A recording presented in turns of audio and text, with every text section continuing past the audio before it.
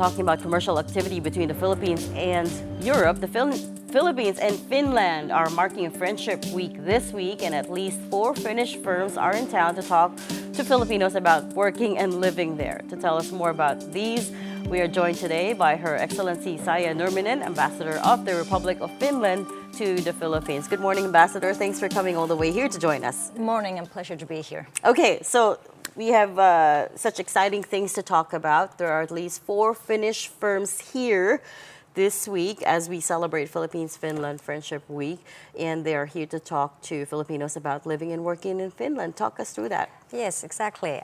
So this Friendship Week, which is a concept that your Department of Migrant Workers have established and created, brings together all labor mobility stakeholders. And this week we've focused on Finland-Filipino partnership. And we've had a handful of recruiting companies, Finnish recruiting companies, who have also local partners. Some of them have done know the Philippines for a long time. Some are newcomers.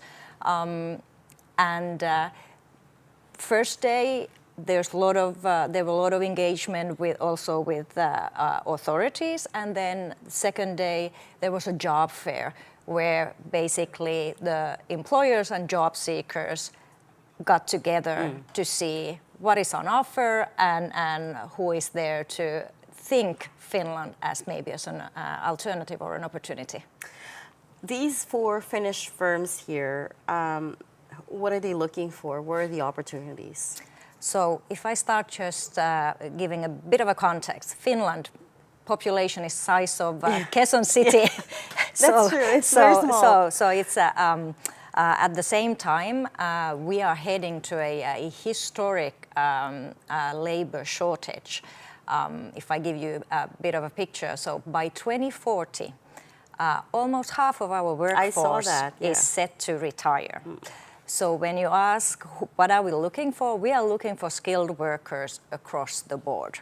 But if I would give up the most urgent industries. So I think that it is industrial, machinery, processed work. So just as an example, Finland is really big on shipbuilding. Yeah.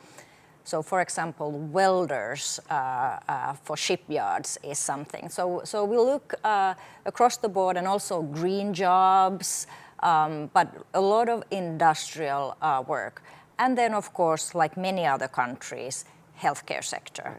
But I would say that we might differ from some other countries that we are looking skilled workers across the board. And as far as shipbuilding, at least, I believe we are also one of the top, countries in terms of shipbuilding. I think 4th or 5th, if I recall correctly. So definitely you'll find the skills there. But what about for other industries, say hospitality or services? Yes. Are they finding the right kind of skills in the Philippines? Yes, I think that if we have big needs, you also have a lot to offer. So you have skilled workers, both, you have young, English-speaking skilled workers who have background, also experience from service sector, but also working in global companies. So, they are adaptable, and I think that is one of Filipino workers' strength. Although I would say that the main strength is that while being adaptable, you have amazing ability to preserve your cultural identity. And that is something that makes, Filipino workers really thrive also when they are working in other countries. That's interesting. I've never heard anyone say that. And so as you carry out this initiative, you've worked with the DMW, as you said, the Overseas Welfare Workers Administration, OWA, and as well as the International Organization for Migration. Yes, IOM. Yes. One reason is that we really emphasize fair recruitment. We believe that one of our competitive edge in this competition on international labor is fairness. Both fairness in Finnish labor market, but also fairness in recruiting. We want to make sure that every Finnish recruiting company who comes to the Philippines do know the laws, regulations, and possible risks that they need to avoid. So we try to train them as much as possible, both in Finland and when they are here, also talk to relevant actors to get the full picture and to make sure that they know what they are doing. That's great to hear, because you're right, there are a lot of recruitment scams around. And when I read your briefer on this Philippines-Finland Friendship Week, I noticed that you called that Finland is all about reliable, safe, people-centered pathways for professionals. What does people-centered the people-centered part of this mean? So I would say that first, the Filipinos are often quoted as gold standard workers, and I keep saying that Finland has a gold standard labor market. So we have That is true. rigorous labor laws.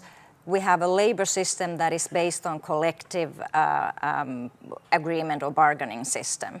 That means that there's an equal pay from day one, regardless of your nationality. There's a progressive salary increase based on your experience. And then we really look into the safe job environment, again, regardless of the nationality. So how does that then transform to the recruitment process?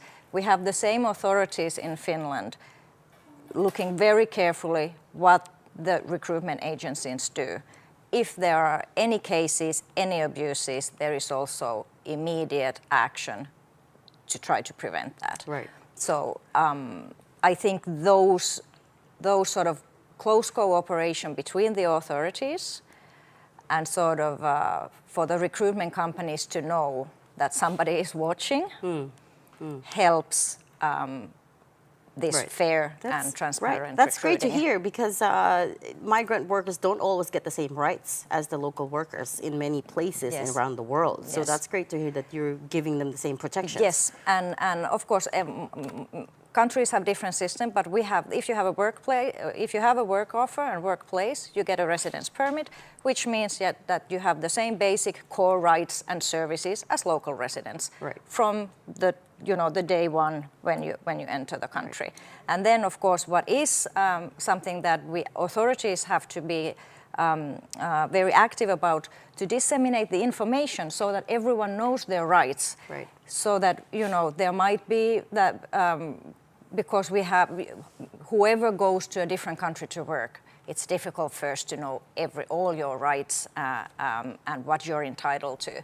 So that is something what we are also looking with our Filipino counterpart, how to disseminate information both here for people who might think that, Finland might be an option, but also when they land in Finland, so that they know where to turn to for the basic information, but also if they feel that something is not right. So there's a proper onboarding process for them. Yes. I think at the end of this interview, all of our staff in the TV studio will be coming to you and asking, how do we sign up for this? We want to go to Finland. But I have to say, Finland isn't really amongst the top countries, top of mind for Filipinos when they think of Europe. A lot of them go to France, Spain, Italy, the bigger countries, right? What's in it for them, for the ones who do want to go over there and work, but are perhaps hesitant because of the cultural differences? Yes, and of course the weather. Yeah. So I said one competitive edge that we think we have is fairness. We are totally aware of our language might not be the easiest to pick up and learn, even if we have more and more jobs that you can speak English. But that is definitely something more challenging than in some other countries. Yeah. But I would say that the second competitive edge is the quality of life. So Finland has been ranked as the happiest country in the world, 8th year in a row. So it has to, it's just not 1 year here or there, but 8 years. And that is, it's the contentment on the everyday life. Everything works. You get services. If you think, for example, schools, we have an excellent public school network. Free. of course, we pay taxes, but we get something for those taxes that we pay. So I would say that regardless of the weather and that we are there on the Arctic Circle, we are still happiest. See the Northern Lights, I guess. Yes, we're still happiest, which means that the What is the everyday secret to life. that? How do you become the happiest nation for 8 years in a row? It is the everyday life is. You think is that's the key? Yes, and because everyday life is, of course, the majority that we all experience in our life. So when that works, it doesn't have to be fireworks all the time, but when it doesn't have pitfalls all the time, it sort of makes you Content, happy. right? Content. Yes. There's not much to crib about on a day-to-day basis. Exactly. So again, the 4 Finnish firms are here this week to try to talk to Filipinos about working Yes. and living there. And you talked about the shrinking workforce by Yes. 2040. But across the board, roughly, how many people are you looking to bring in at this point? Do we know? So for the job fair that we had now, there were around 800 openings. But as I said, the trajectory is that there will be openings and openings and openings. But for this job fair this time, it was around 800. Okay, so it's just going to grow Yes. from here on out. And where do they catch this? Where for the people that are watching that are interested to check out the job fair, where do they go? So again, we are very sort of practical and basic. You just have to Google "work in Finland," and that brings you to a site that brings you then all the information. And of course, the Embassy of Finland in the Philippines website also have important information. But you have to only think about work in Finland, and that takes you already steps ahead. But this week they can go to where? Where's this job fair? So no, the job fair took place. It's over. Okay, yes, it's done. Okay, yes, right. yes. But it was successful. We had a lot of people there. But still, of course, all these jobs, they are not only meant for people who were on that job fair. They are At there. the event, yeah. So just work again, in you can Finland. go to the website, just Yes. Google "work in Finland." Exactly. You've paid for the Google ads already, so it comes up, brings up the right pages.